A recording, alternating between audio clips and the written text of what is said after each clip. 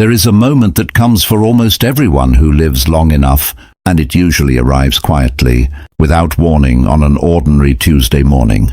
You wake up. The house is silent. There is no alarm to rush toward, no meeting to prepare for, no children asking for breakfast. For the first time in decades, the day belongs entirely to you, and for a strange, unsettling instant, you do not know what to do with it. This is the moment that breaks some people and awakens others. Today we are going to make sure it awakens you. Welcome back to Wisdom of the Stoics, the home for those who refuse to let the noise of the modern world drown out the timeless clarity of ancient philosophy. Ancient wisdom for the modern mind, that is our promise to you, and it has never mattered more than it does right now, in this video, for this exact stage of life. If you are new here, we study the lives and words of the great Stoic teachers, Marcus Aurelius, the emperor who ruled the known world yet wrote his most honest thoughts. Only for himself, Epictetus, the crippled slave who became one of history's greatest teachers of freedom, and Seneca, the statesman, who mastered wealth and power only to discover that neither could buy peace of mind. We take their 2,000-year-old wisdom and we translate it into something you can actually use today in your real life, in your real struggles. So if that sounds like something you need, do us a small favor before we go further. Press that subscribe button, tap the notification bell beside it, and join a community of people who have decided to stop drifting through life and start living it with intention. It costs you nothing, and it means everything to this channel. Now let's talk about why you are here. Perhaps you have recently retired, or perhaps retirement is close enough that you can feel its shadow stretching over the coming years. Perhaps you are living alone now, whether by choice, by the passing of a spouse, by distance from grown children, or simply by the way life quietly rearranged itself while you were busy working. Whatever brought you here, you are not the exception. You are part of one of the largest and fastest growing groups of human beings on the planet. Older adults living independently, navigating a chapter of life that no employer ever trained them for and no school ever taught. Nobody hands you a manual for this. Nobody sits you down at 65 and says, "Here is how to build a life of meaning when the structure of work disappears and the house grows quiet." The ancient Stoics, however, understood something that modern culture has almost entirely forgotten. They understood that the final third of life is not a decline to be endured. It is the summit to be climbed. Seneca wrote to his friend Lucilius that most people do not truly begin to live until it is time for them to leave life. Marcus Aurelius, ruling an empire while his own body slowly failed him, wrote privately about the shortness of time and the urgent need to use whatever remained wisely, not wastefully. Epictetus, who lost his freedom, his mobility, and much of his health, still built one of the richest inner lives in recorded history. These men did not have easy endings. They had honest ones, and what they discovered, we are going to hand to you today, broken down into 10 essential things you need if you are going to live not just comfortably, but powerfully alone in your 60s, your 70s, or your 80s. Before we begin, I want to introduce you to 3 people whose stories we will return to throughout this video. Their names are Elena, James, and Marco. Their circumstances are different, but their struggle is the same struggle that so many of you are facing right now. The struggle to build a life of meaning after the world stops assigning you a role. Watch closely, because somewhere in their stories, you may find your own. There is also a myth we need to dismantle before we go any further, because it quietly ruins more retirements than poverty ever does. The myth is this, that living alone in your later years is inherently a tragedy, a diminished version of life, something to be pitied rather than something that can be deliberately built into one of the richest chapters a human being ever experiences. Culture feeds us this story constantly, in the way older people living alone are portrayed on screen, in the careful, pitying tone people sometimes use when they ask how you are managing on your own. Absorb that story long enough, and you will begin to live inside it. waiting for the decline it promises rather than building the life that is actually still entirely available to you. The Stoics rejected this kind of borrowed, unexamined belief completely. They insisted that a person examines every idea handed to them by the crowd and keeps only what survives honest scrutiny.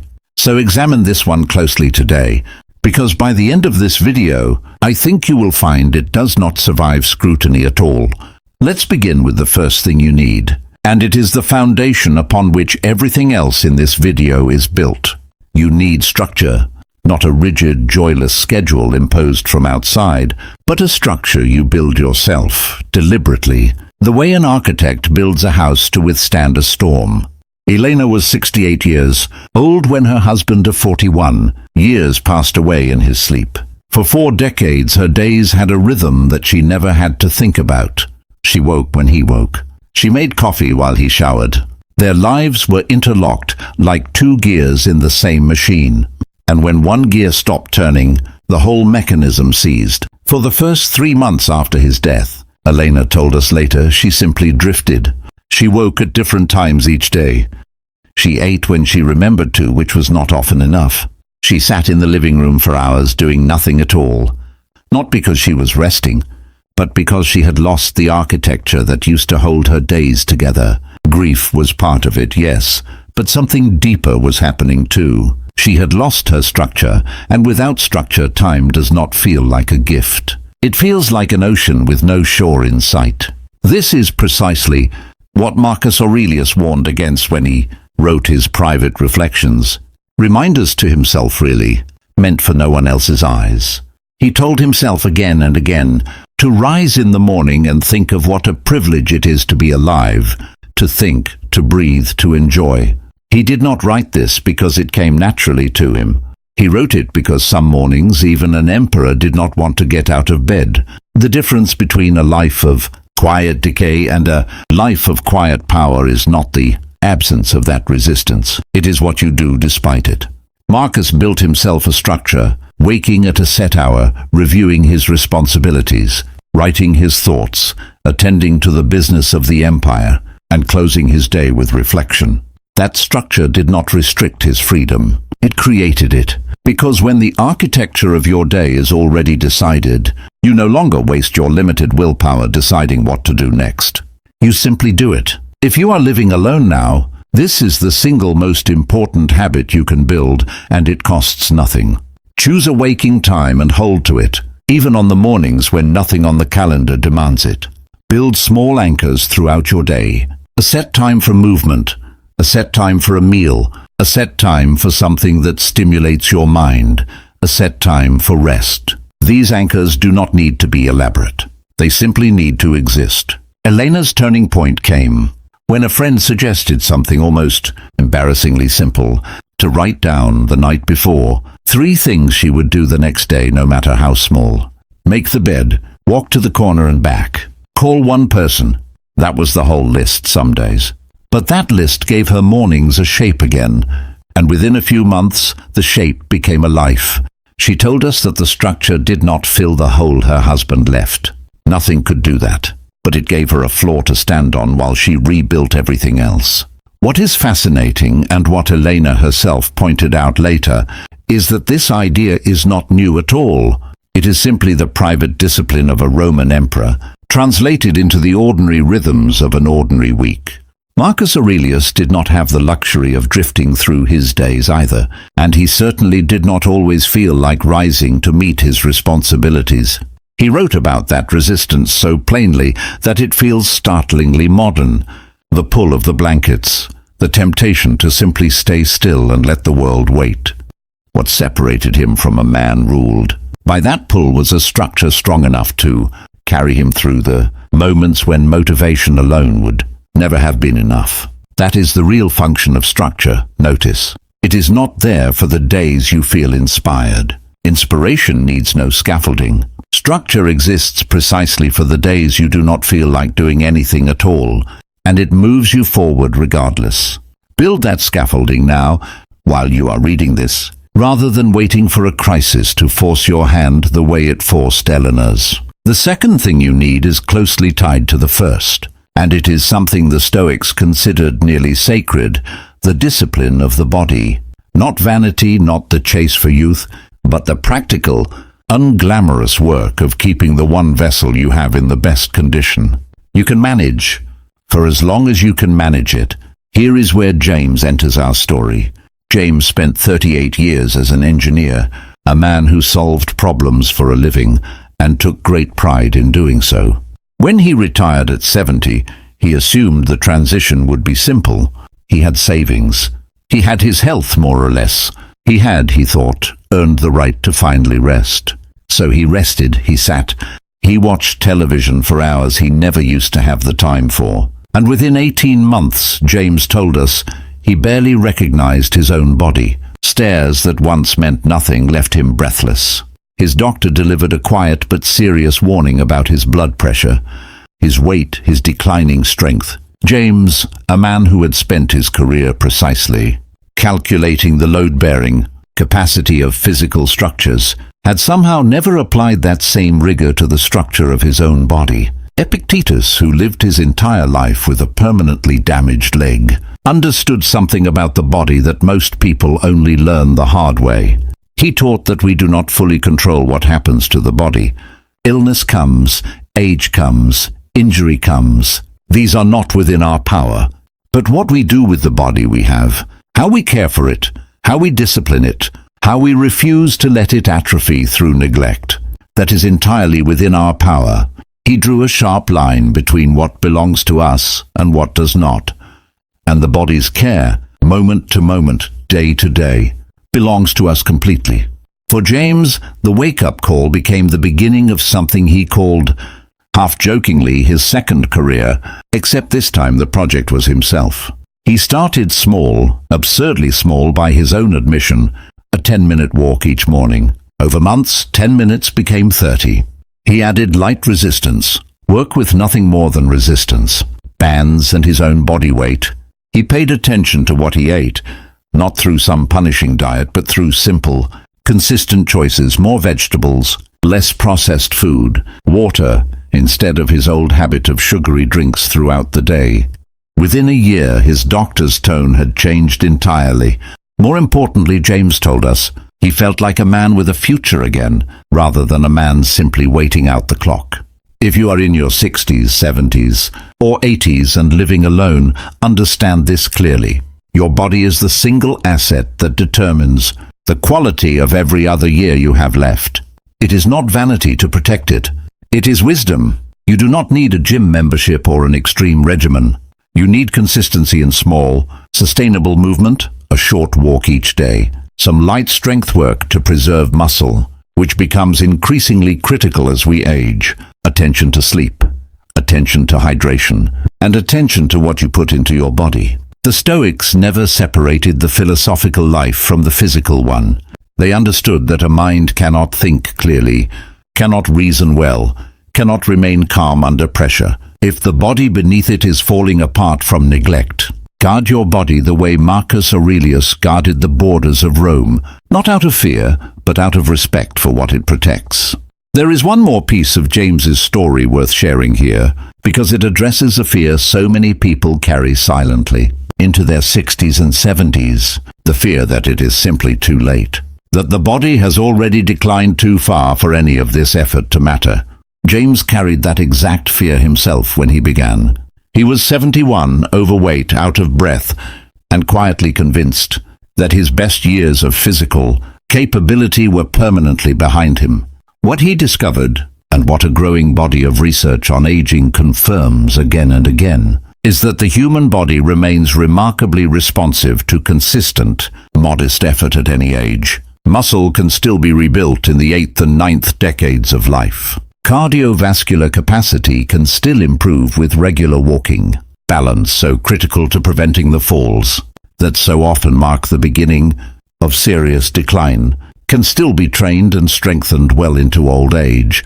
James was not chasing the body he had at 30. He was simply refusing to accept the slow surrender that so many people mistake for an inevitable part of growing older.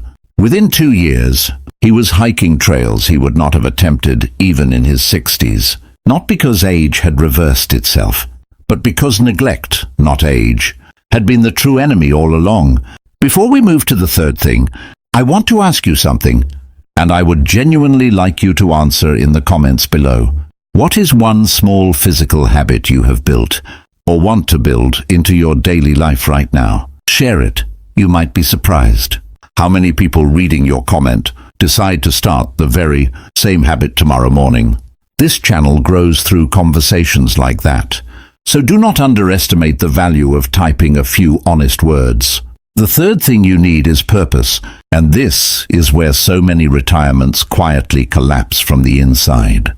You can have the healthiest body and the most disciplined schedule in the world, and still feel utterly hollow if you have nothing pulling you forward. This brings us to Marco, a man who spent 45 years running a small but successful hardware store in his town, a business his own father had started. Marco was 72 when he finally sold the store to a younger couple eager to modernize it. For weeks afterward, he told us, he felt an enormous, almost physical relief. The weight of decades finally set down. But that relief curdled slowly into something else. He would wake in the morning and for a fraction of a second forget that the store no longer needed him.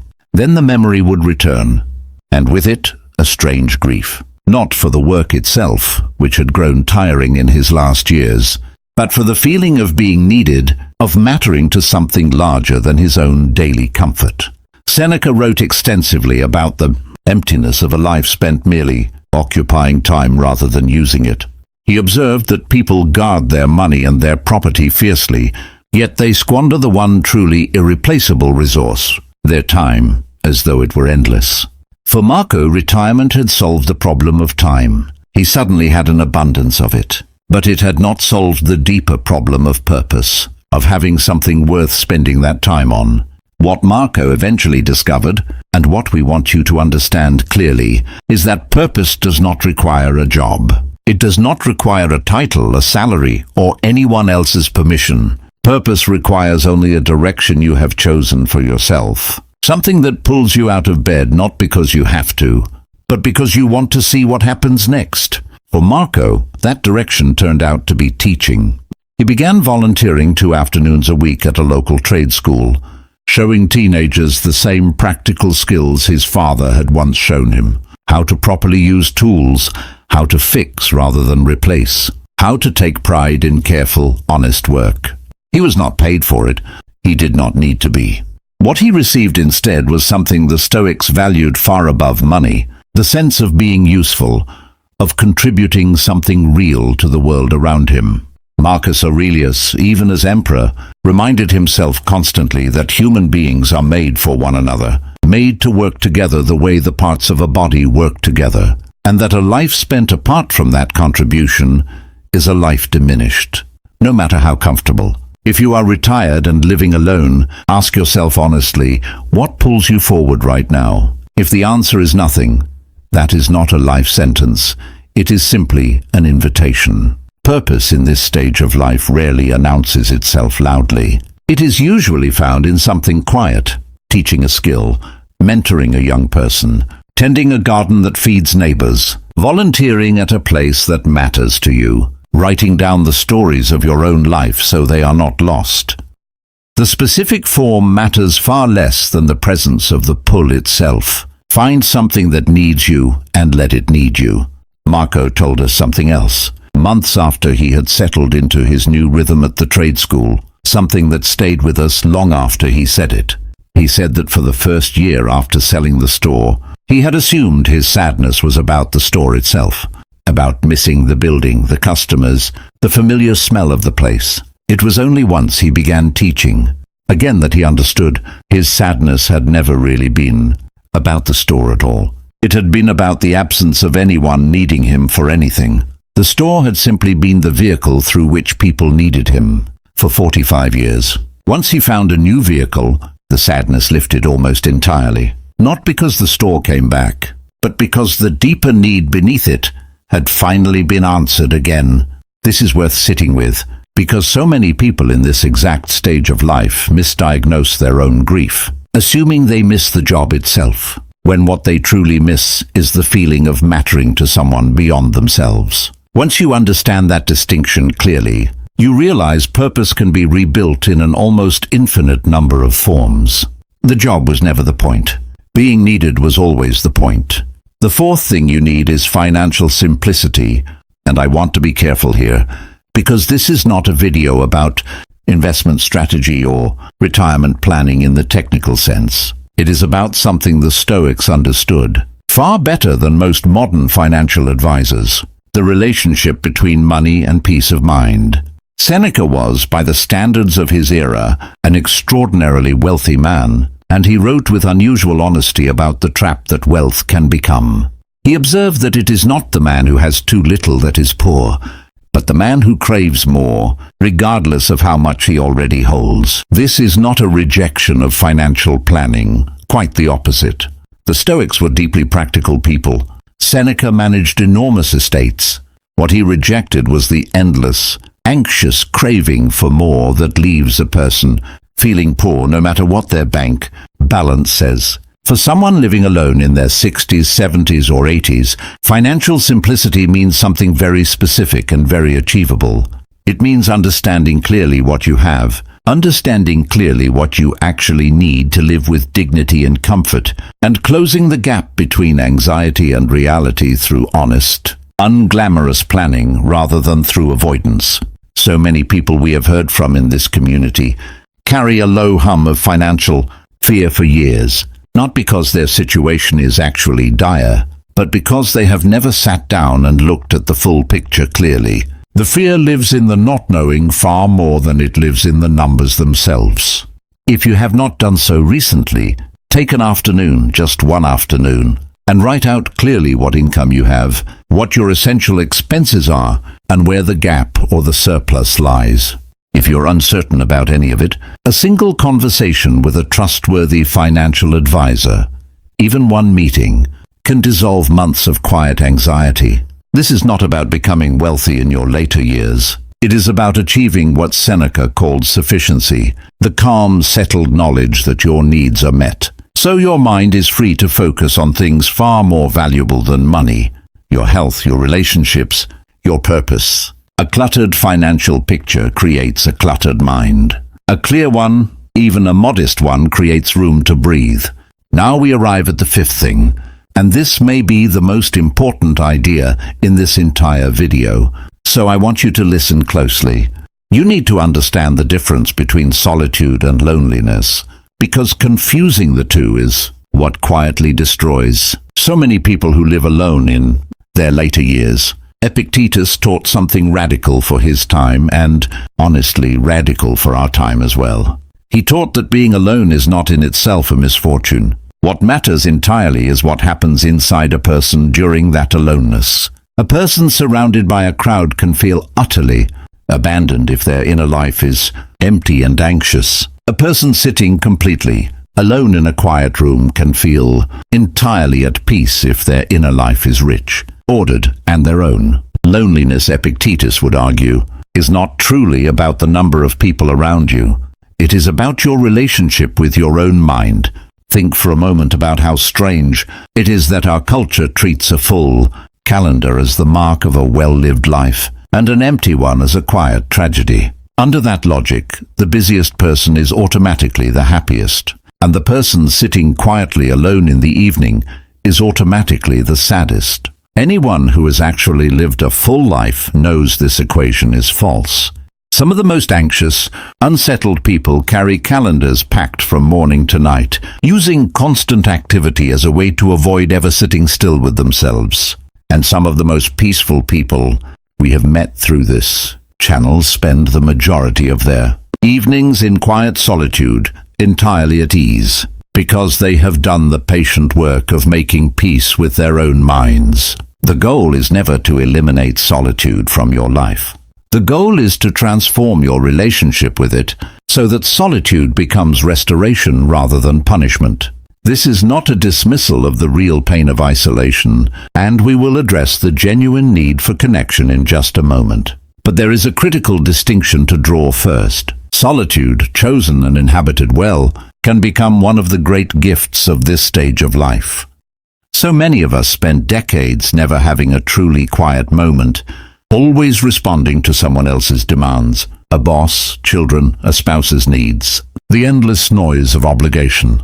For many people entering their 60s, 70s and 80s alone, this may be the very first extended period of genuine solitude they have ever experienced in their adult lives. That solitude can be terrifying if you have never learned to be at peace inside your own mind, or it can become the richest, most honest relationship of your entire life, the relationship with yourself. Marcus Aurelius wrote about this constantly, reminding himself that a person can retreat into no quieter or more untroubled place than their own soul, provided that soul is kept in good order. He was not speaking abstractly. He was, quite literally, an emperor who could never fully escape the crowds, the demands, the endless petitioners and generals and senators, and yet he insisted that true retreat, true peace, was always available internally if a person had done the work of cultivating an orderly inner life. That work looks different for everyone, but it often includes some form of quiet reflection, whether through journaling, through prayer, through meditation, or simply through deliberate, undistracted thought. If you are living alone, the goal is not to escape that aloneness through constant noise, the television always on, the radio always playing, simply to avoid silence. The goal is to slowly, patiently, become someone whose own company you genuinely enjoy. That is not a small thing. That may be the single greatest determinant of whether your later years feel peaceful or unbearable. I want to pause here and ask you directly, because this question matters. When was the last time you sat in complete silence? With no screen, no radio, nothing, for even 10 minutes, simply present with your own thoughts. If the idea makes you uncomfortable, you are not alone, and that discomfort is worth paying attention to rather than avoiding. Tell us in the comments how that feels for you, or whether you have already built a practice of quiet reflection into your life. Your answer might be exactly what someone else reading this needs to hear today. Now, having said all of that about the value of solitude, we must be equally honest about the sixth thing you need, and it stands right alongside solitude rather than against it. You need a small number of deep, genuine relationships because human beings, no matter how philosophically self-sufficient, are still fundamentally social creatures, and the Stoics never denied this truth. Let's return to Elena for a moment. As her structured days slowly rebuilt her sense of stability after her husband's death, she noticed something else happening, something she had not expected.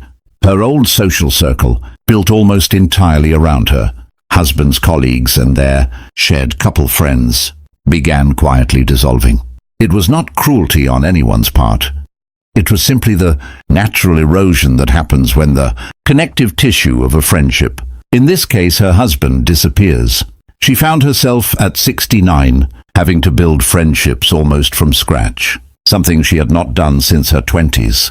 Seneca wrote to Lucilius about the extraordinary value of choosing friends with great care, arguing that it is far better to have a small number of true friends than a large crowd of superficial acquaintances.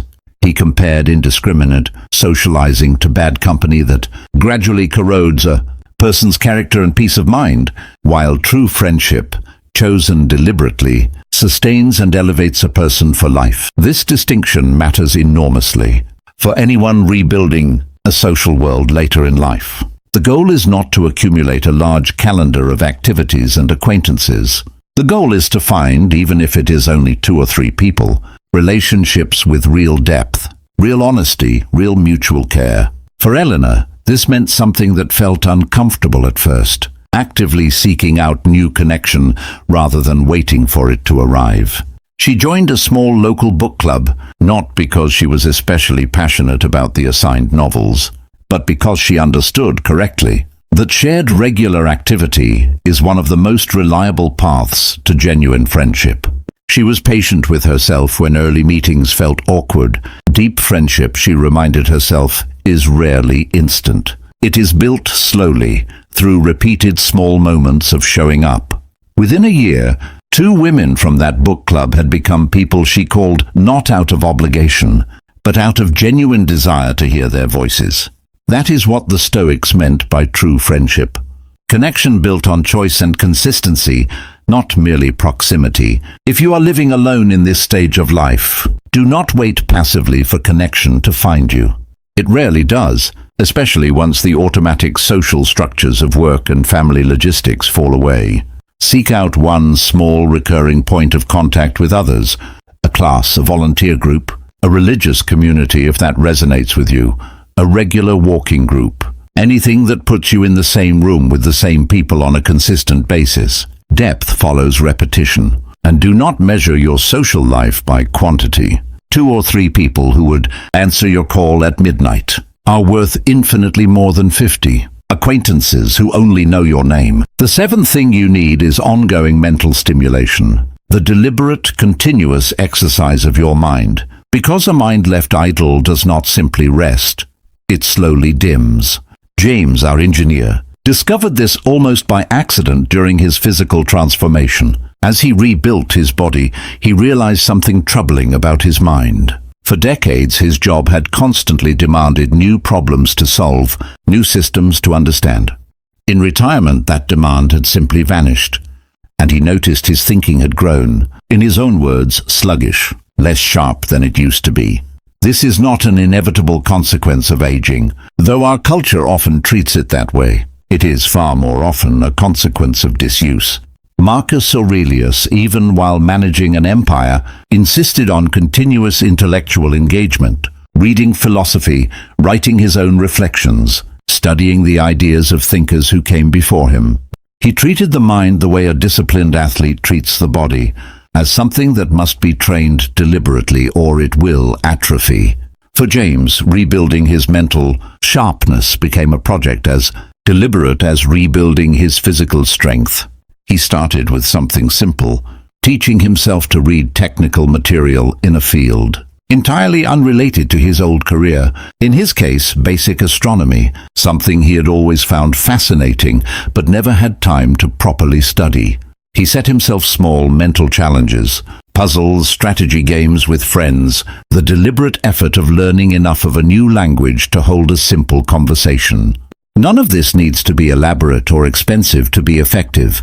What matters is novelty and challenge, activities that force your mind to build new connections rather than simply repeating familiar patterns.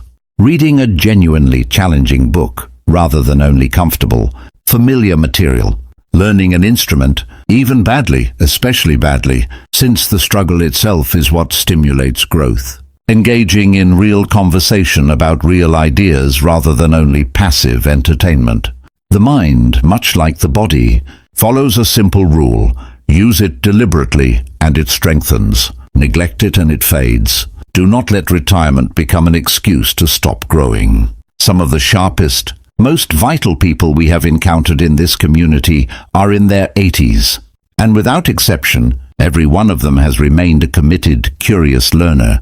We are just past the halfway point of everything we have to share with you today, and if this video has already given you something to think about, even one idea worth carrying into tomorrow, please take a moment right now to hit the like button. It genuinely helps this channel reach more people who are searching for exactly this kind of guidance, and it costs you only a second of your time. Now let's continue, because what comes next may be the most emotionally significant part of this entire discussion. The 8th thing you need is perhaps the most difficult one to speak about honestly, and it is this: you need to make peace with your own mortality. This is not a morbid subject, though our culture treats it as one, hiding aging and death behind euphemism and avoidance until the subject becomes almost unspeakable. The Stoics did the opposite. They spoke about death constantly, deliberately, not out of despair, but out of a clear-eyed understanding that confronting mortality honestly is the single most effective way to live fully, rather than merely exist. Marcus Aurelius wrote to himself repeatedly to remember that he might leave this life at any moment, and he insisted that this awareness should shape every decision, every word, every action, not with fear, but with urgency and clarity about what actually matters. There is a concept the Stoics called memento mori. Remember that you will die, and it is easy to misunderstand this as bleak or depressing. It is precisely the opposite. When you genuinely internalize that your time is limited, you stop wasting the time you have left on grudges, on petty irritations, on the endless, low-grade anxieties that consume so much of ordinary life. Marco, after leaving his hardware store, told us that his father's death, decades earlier, had taught him something he carried for the rest of his life. His father, in his final weeks, expressed almost no regret about the things he had done. His regrets, nearly all of them, were about the things he had not done, the trip he kept postponing, the words of love he assumed there would always be time to say later. Marco carried that lesson into his own later years like a compass. When he found himself hesitating to reach out to an old estranged friend, hesitating to finally take the trip he had talked about for 30 years, he would remember his father's face in that hospital bed, and the hesitation would dissolve. Seneca wrote something particularly powerful on this subject, observing that it is not that we have a short time to live, but that we waste a great deal of the time we do have. Most people, he argued, do not begin truly living deliberately, consciously, gratefully, until they realize how little time may remain. You do not need to wait for a health scare or a diagnosis to access that clarity. You can choose right now, today, to hold your remaining years with the seriousness and gratitude they deserve. This does not mean living in constant awareness of death in a way that produces anxiety. It means the opposite. Using the awareness of mortality to strip away the trivial and focus entirely on what genuinely matters: your relationships, your growth, your contribution, your peace. Acceptance of mortality done well is not a surrender to fear. It is the doorway to living without fear, because once you have made peace with the ending, nothing along the way can threaten you quite the same way again. The ninth thing you need is a living space that reflects order and peace rather than clutter and chaos. Because the Stoics understood something that modern psychology has only recently caught up to: the state of your physical environment directly shapes the state of your mind.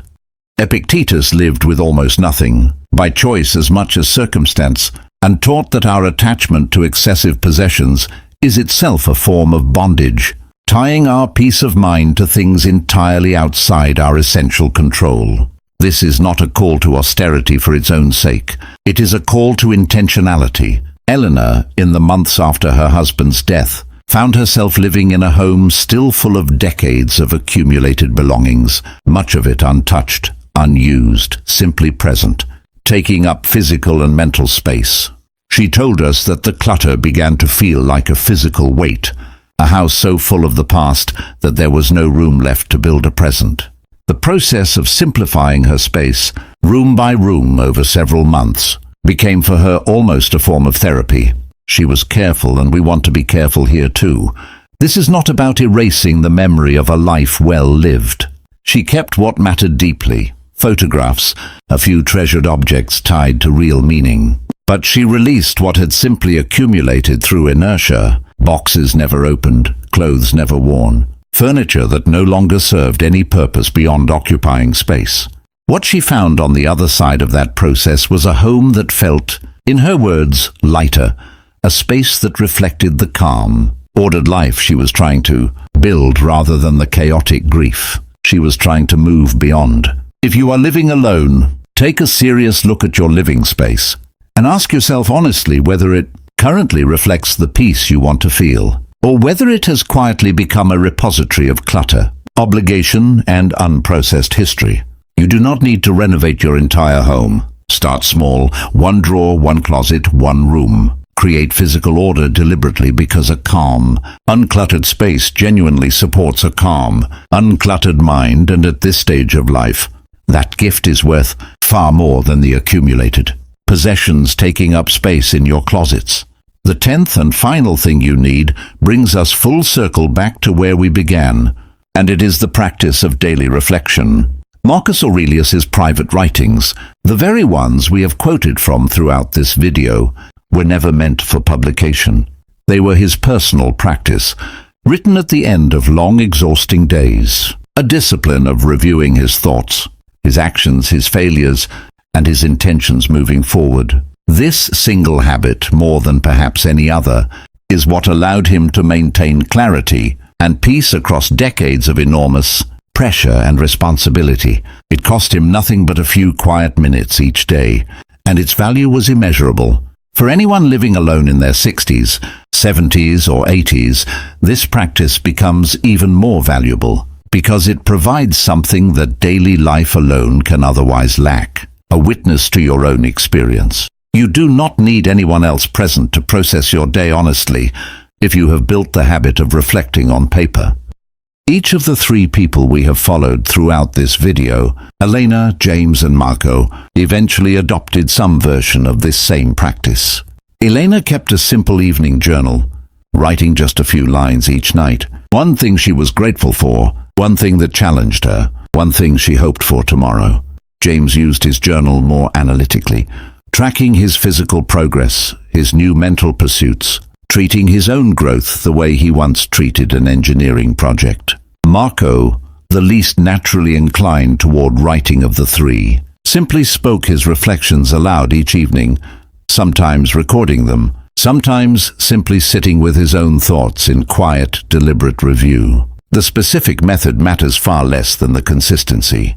What matters is that you build, deliberately, a daily habit of stepping back from the immediate rush of the day and asking yourself, honestly, what went well, what did not, and what do I want tomorrow to look like?